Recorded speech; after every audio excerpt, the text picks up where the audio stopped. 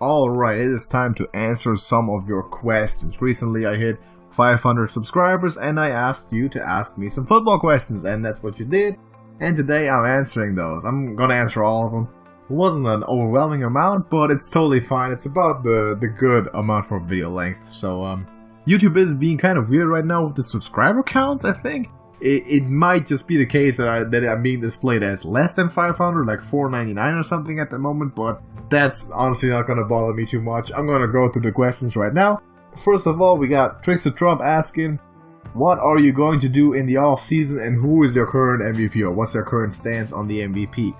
In the off-season, I'm going to hopefully cover a lot of draft, right? I'm going to talk about the new prospect of next year. I'm going to do a lot of scouting reports, and also some maybe looks at individual teams and kind of their outlook on what they need to do in free agency, what they need to do in the draft, what they should target, and maybe give an early mock draft, early predictions for next year even, maybe training camp reports, all that sort of stuff, maybe some college football, but my main focus is going to be on the draft, scouting the prospects, and evaluating the picks.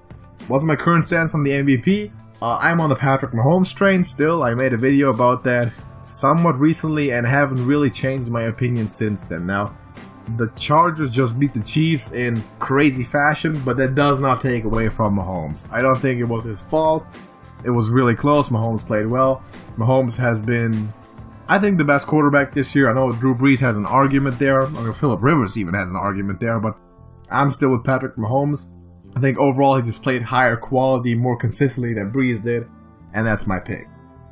Now, Sarah Camway Organization asks, is George Kittle going to break the single-season tight end receiving record, and Randy Moss versus Jerry Rice? George Kittle, is he going to break the record? I think so. Probably, yeah.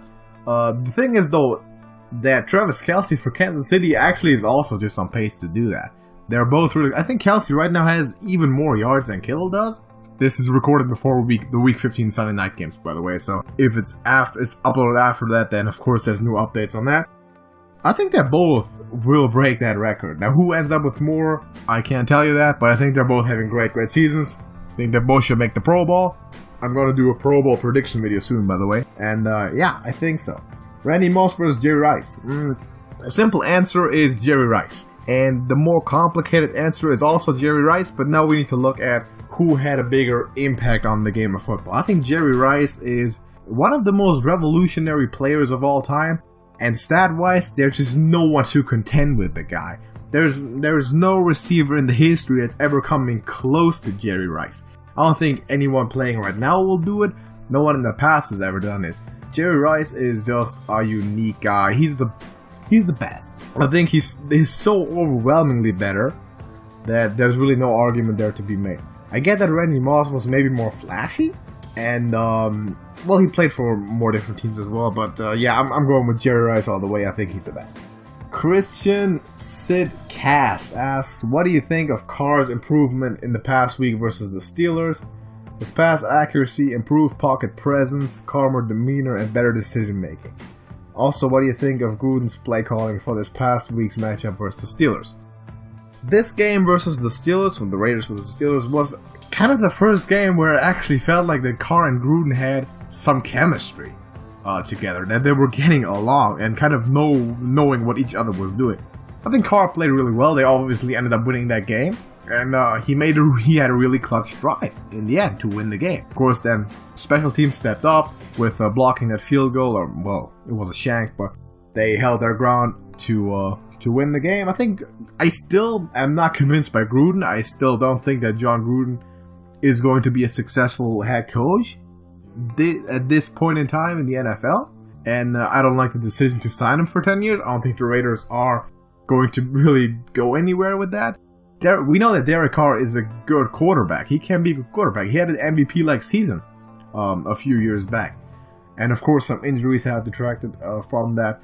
I still don't think the Raiders are in the best situation right now, but what I seen from them against the Steelers was a good showing and something encouraging if you're a Raiders fan. I think they started to click a little bit together, and that's something that you definitely want to see if these guys are going to stay together for a long time. Pylon Sports, who's going to win the Super Bowl?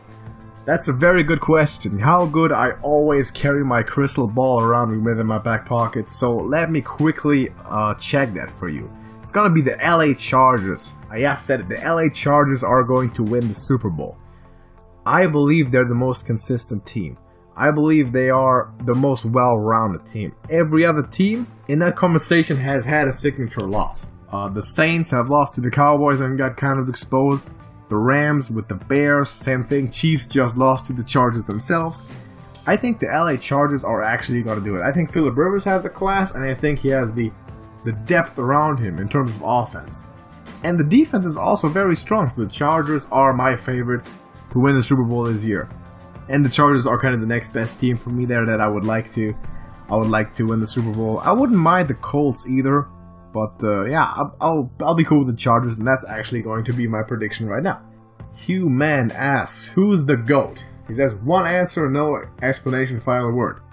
Jerry Rice. No explanation, of course. Rocky9855475 asks a bunch of questions. Okay, what made you start YouTube?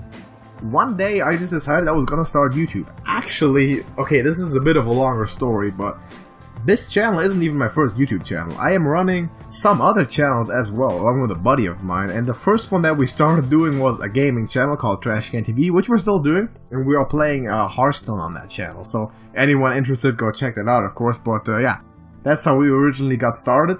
This channel got started as a bet with the same guy, actually. We, at the end of 2017, we concluded that we were going to have a competition of who could run the more successful individual channel. And I'm glad we did that because I love doing this, and I'm going to continue doing this for sure. As I'm also going to continue on working on our channel together, of course, the gaming channel. But yeah, that's how it came up. The decision to originally start with that gaming channel was just one that I just made. That's really how it happened, somewhat anticlimactic. But I was sitting there, I was like, we should start a YouTube channel. And I was like, okay. This, like, literally the same night. We sat together and set up the basics. Like, we opened the channel, created the art, and kind of conceptualized what we were going to do. So that's how that happened. What's your favorite video you've ever made? On this channel, I would actually have to say it would be the... Okay, at the beginning of the season, I had a video comparing the Rams and the 49ers. I was giving my opinion on who do I think is favored. Now, of course, that didn't really turn out to be that interesting because the 49ers got hurt on literally every starting position on offense, it seems. That was my favorite video. That was also the one that took the longest. I spent weeks on that video, and it was the longest video I've ever made on this channel so far. And it horribly underperformed, of course, because it wasn't relevant later. I think it got a few hundred views only. But for me, myself, I put a lot of work into that, and I really enjoyed making it, too. Unfortunately, it wasn't that relevant, but maybe next year it will be. Who's your favorite player currently in the league? Joe Staley is my favorite player currently in the league. Very underrated guy. I think he should be a Hall of Famer, one of the most consistent offensive linemen in the game. And also like, the funniest person ever, low-key. If you don't know the Joe Show, then please go and look it up. Just a Joe Show on YouTube. He's great. He's amazing, he's funny, and he's a fantastic player, my favorite. Will you do more collabs with Madman Sports? Yes, I will. I'm really having fun doing that. We're doing predictions together, hopefully throughout the entire playoffs, looking pretty good. Do you give Bill or Tom more credit? So I'm assuming referring to the Patriots dynasty, Bill Belichick versus Tom Brady. I'm giving more credit to Bill Belichick because Bill Belichick is the centerpiece of this organization. He constructed it. He drafted Tom Brady. He built this thing up from the ground. And Tom Brady excelled in that system. Now, I'm not saying Tom Brady isn't great. Tom Brady is all-time great. But Tom Brady would never have been that great in no other organization under no other head coach. To that extent, I would say 75 to 80% of the credit I'm giving to Bill Belichick. Not just as a coach or defensive coordinator, defensive mind, but as the disciplinary head of that team. He's been running the organization exactly his way with incredible consistency for 20 years. And the day that Bill Belichick leaves New England is the day that this organization will collapse. I'm convinced of that. I think Robert Kraft made a bad decision actually when he went against Bill Belichick in terms of trading Tom Brady that day, but I think that's going to come back to haunt the Patriots. So, yeah, Bill Belichick. Not taking away from Tom Brady, Bill Belichick is the mastermind, is the guy that gets the most credit. Are you a fan of other sports? Yes, I'm somewhat of an NBA fan, Golden State Warriors. A little less so baseball. I tend to watch the World Series, but that's about it in terms of the main sports. CJ Hammond asks, what are you going to do in the off-season on the channel? Okay, I already answered that. I'm going to do the draft stuff, the off-season reports, free agency, and maybe some team analysis. And what's your Super Bowl matchup prediction? So, I already said I'm going to pick the Chargers to win it, and I'm going to say that they are going to be playing the Rams. So, Chargers at the Rams, or Chargers and Rams. LA. Both LA teams are going to the Super Bowl. Is that good for the NFL? Probably. For LA? Probably. So maybe those teams will get some exposure there. And I think the Chargers are going to win. And Jersey Joe asks, what is wrong with the Jets offense?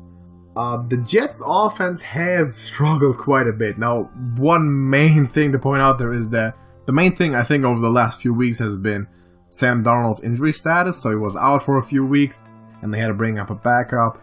And Josh McCown is experienced, but he's by no means anything special. I think all throughout the season they just had massive receiving problems. Like even in the beginning they've had so many drops, open drops. Of course Sam Darnold has been making a lot of mistakes. He's had great moments, he's had bad moments like a rookie quarterback would do. But the Jets offense has been a lot worse without him in there. So I think him coming back will bring some stability. They got a lot of work to do. I mean, the Jets are a bad football team. They need to replace almost everything. Outside of quarterback and maybe Robbie Anderson and some people on defense.